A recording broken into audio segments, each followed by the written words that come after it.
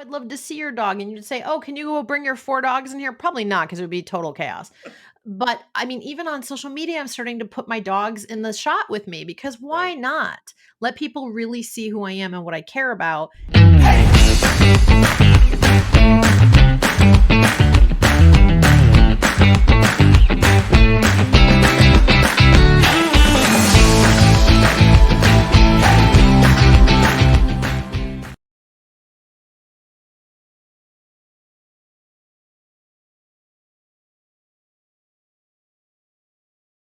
Dana Look-Arimoto, thank you so much for joining me on 20 Minute Leaders. How are you?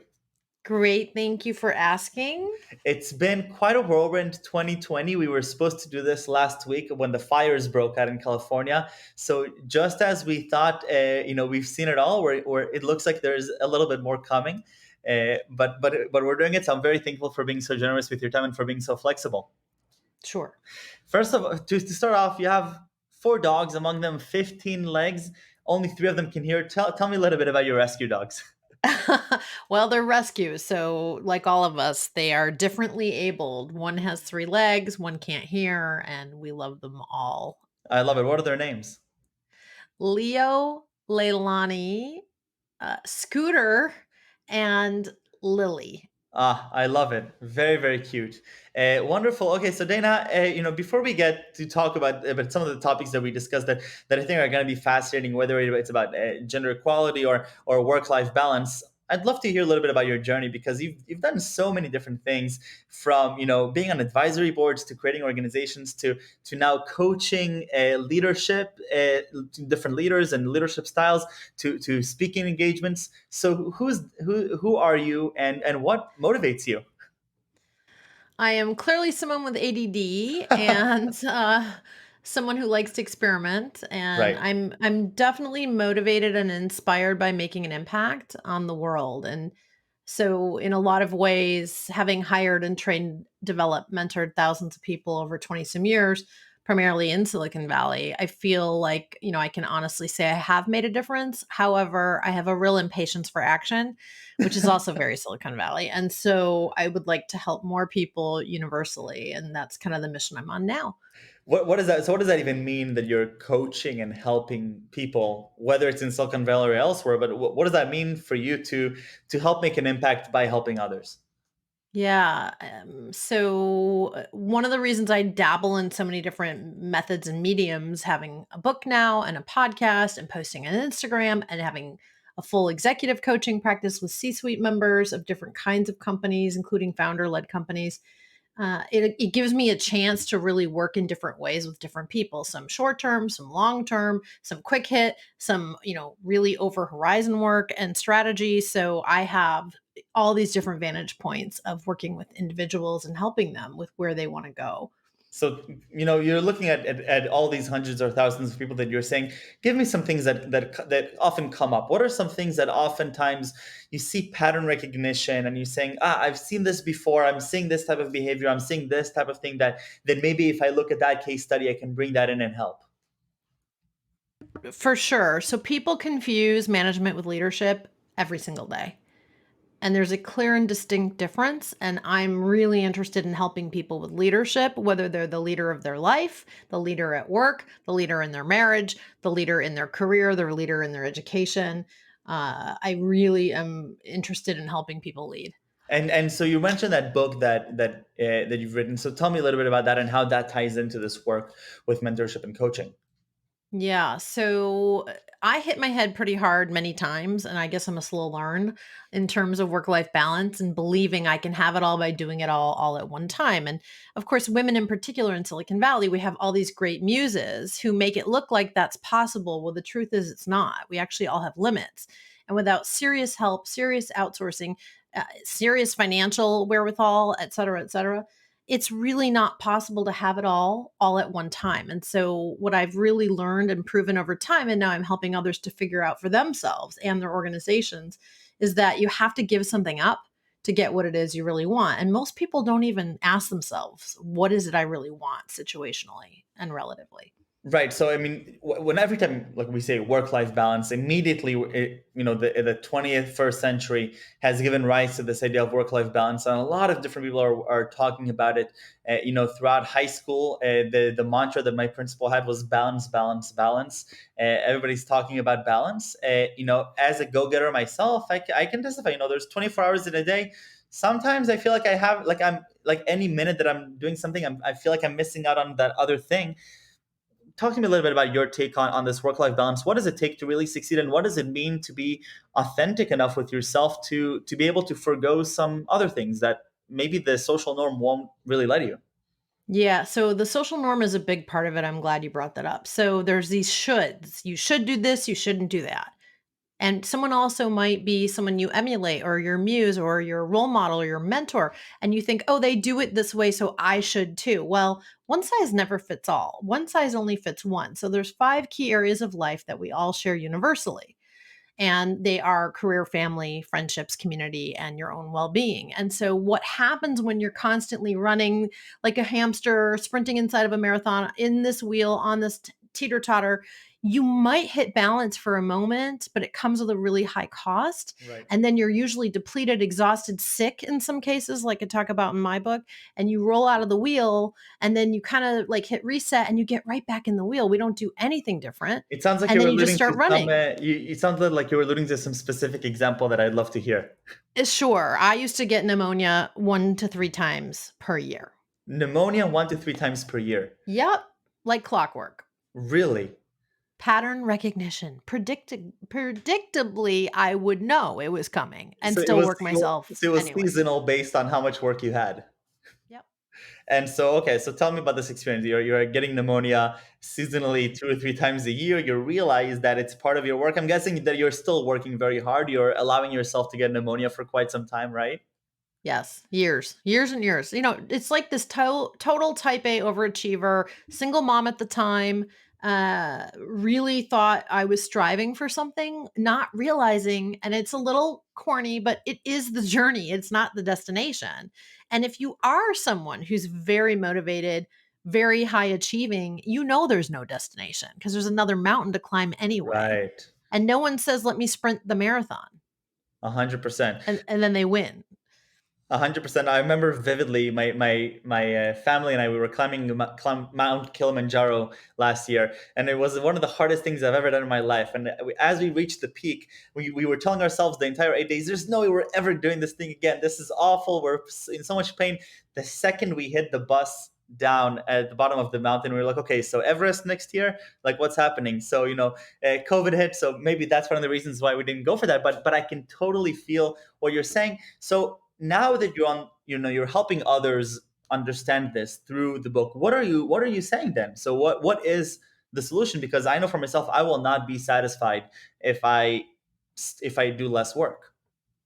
All things are not created equal. So, what I suggest is that you actually choose what you want to work on, what you want to spend time on, and the derivative, the delta of the equation is joy, productivity, and value. So, if I say to you, you can have all three, that's your triple threat joy, productivity, and value, but you can't do all things equally at all times on any given day, especially inside of a week. I really encourage you to look at your week's production, Mhm. 168 hours in a week. We all have the same amount of time. You can't buy more.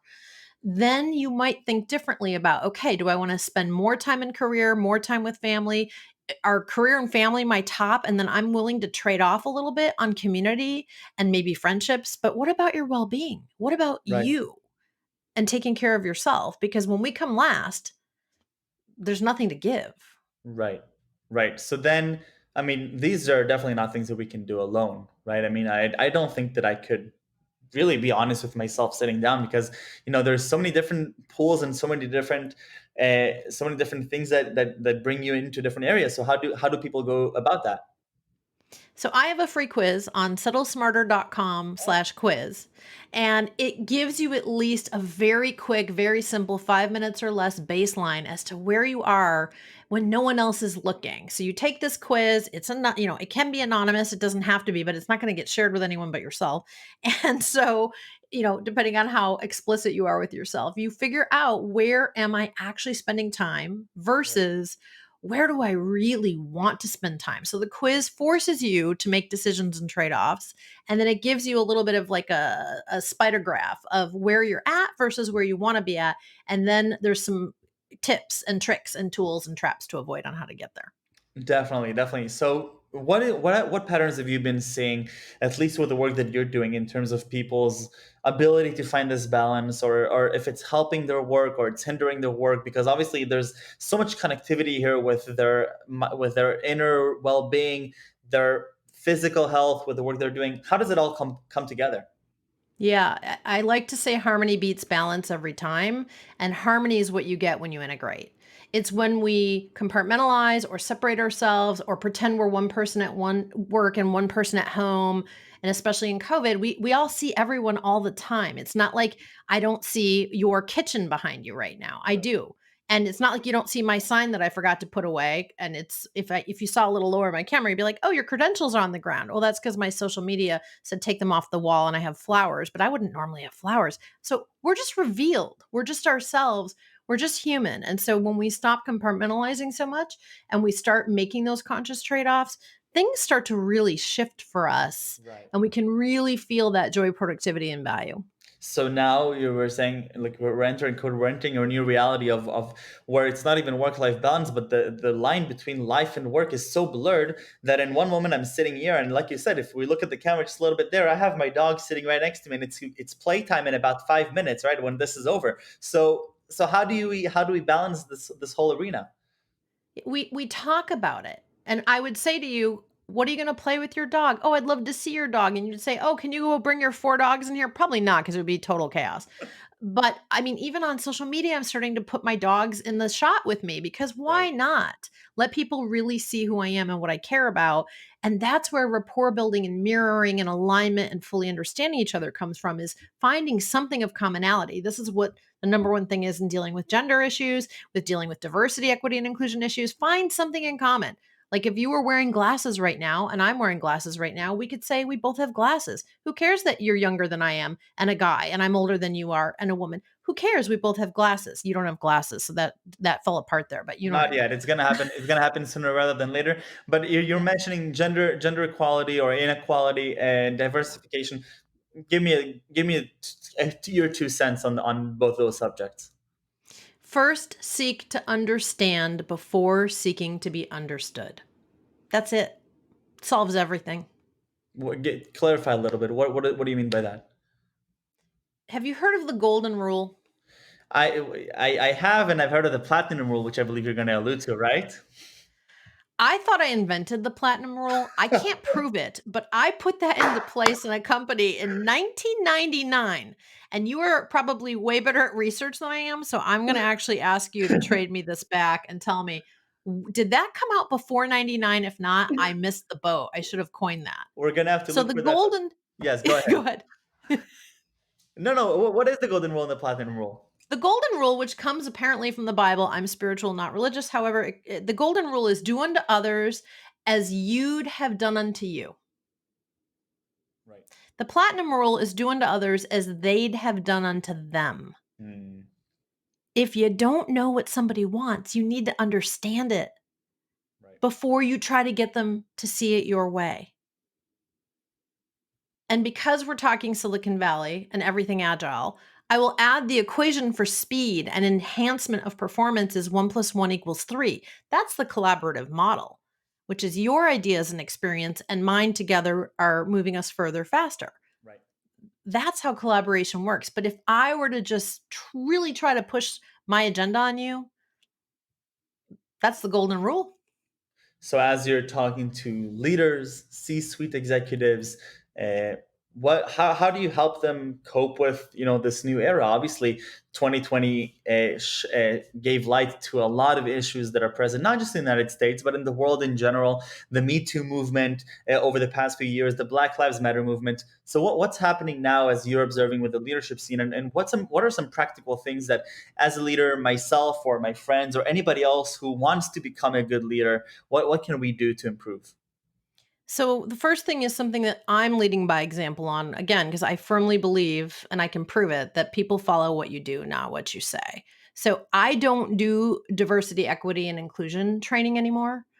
I'm white and I don't do it. I refer it to people of color, some women, some men, but people of color, because it's very hard to coach or teach anything where you can't possibly walk in those shoes. I mean, look, we're all in the same storm, but we're definitely in different boats.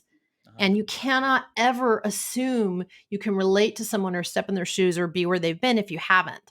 And it's a really slippery slope. So for leaders in particular, I had a client this morning say, "We'd love you to do DE and I work." And I said, "No, I'm white. I'm not doing it. But here's a couple people to choose from. You pick. But I love all of them that I'm referring you to."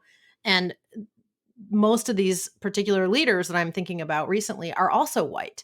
And it's sometimes a little bit of an eye opener. They're like, "But I don't understand. Like, you're our coach. Why wouldn't you do that work? And you're a woman." It's like, I'm a white woman of privilege. Whether I've earned it or not doesn't matter. And so I think it's really time to really raise this bar. And that means we have to do something. And that's my something.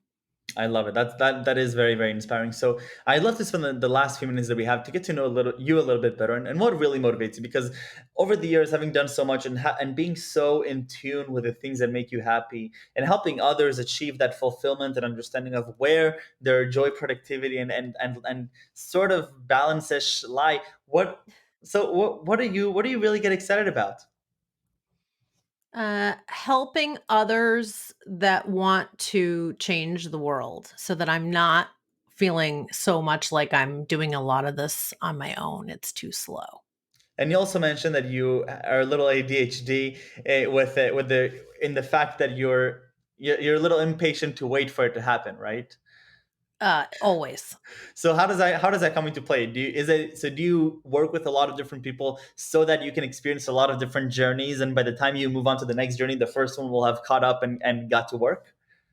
That's a great question. Yeah, there's also a spectrum I've identified. I actually have this sort of self-named protocol about how I coach. There's a guide process, an evolve process, and a master process because your life is a gem and it's multifaceted, and that's GEM. And some people pace through the guide piece, which is training wheels, really, really fast. Others, it can be years.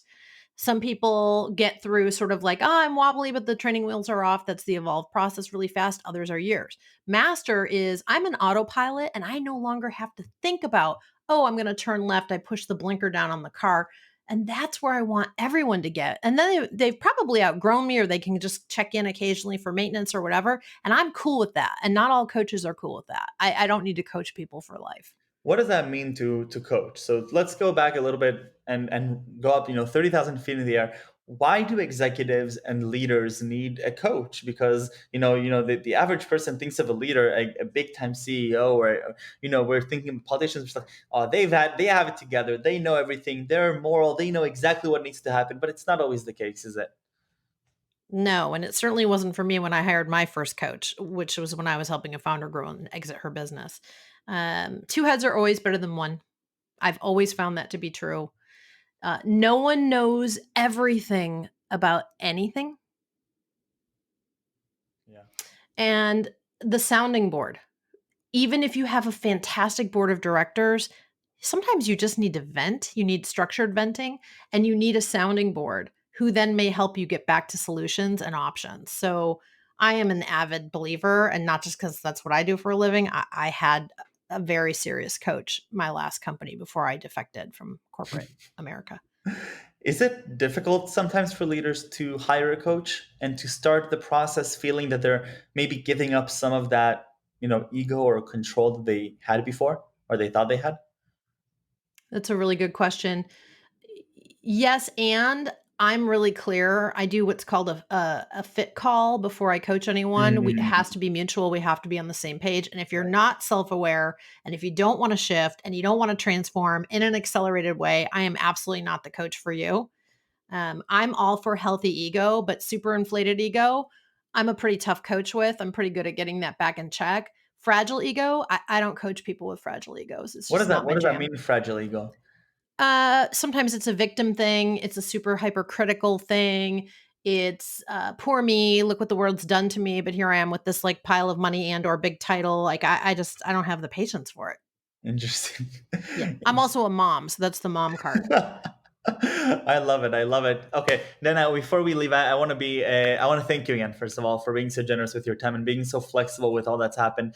This is definitely very, very insightful and very interesting. Both talking about the work-life balance and mainly, I'm taking from this being honest with yourself and being and it's difficult. It's a race, and especially coming in and at Stanford and in Silicon Valley, there's so much happening and there's so many different opportunities and it's very easy to lose track that there's only 24 hours in the day, and it might make sense to even spend 5 or 6 hours of them sleeping. My girlfriend definitely we're having our daily struggles with that, and she needs to win more often. But before we leave, I have to ask you for 3 words that you would use to describe yourself, and why those 3 words? You won't be surprised. Tenacious, impatient, and universally minded. I love it. Why those three? I've always been known, even in my last two companies ago, global group I was running, they called me Tenacious D because I just will not give up. I am such a firm believer that if something needs to be done, I'll get it done. It doesn't matter if it's a mountain that needs to be moved or a hill. If I believe it, I'll do it. If I don't believe it, I also won't do it as I enter my early 50s here. I won't do it if I don't believe it. And that's new for me. I used to do things I didn't believe in because I thought I was holding the company line or whatever, but not anymore. I just will only do what I believe in, and I'm going to do it with a lot of tenacity. I love it, and I have other two more words that I need explanation for. Impatience, it's probably the ADD, it's probably a little bit of Silicon Valley, and also boredom, frankly. My mind works fast, and so I get bored, and that's usually not good. And finally, the last word. Yeah, universally minded since I was born. I mean, as long as I can remember, I've been crusading, fighting for the underdog causes, kind of grew up that way in Wisconsin, where I was raised before I came out here to the great Bay Area. And I do believe that we can make a dent in the universe and do good. I do believe in being socially conscious. 100%. It sounds like that's exactly what you're doing, whether it's by helping others achieve that or by spreading your message. And I definitely hope that this will also help be insightful for others. It definitely was for me. Thank you very much again for being so generous with your time, and stay safe and stay healthy. Same to you and your listeners. Thank you. Take care.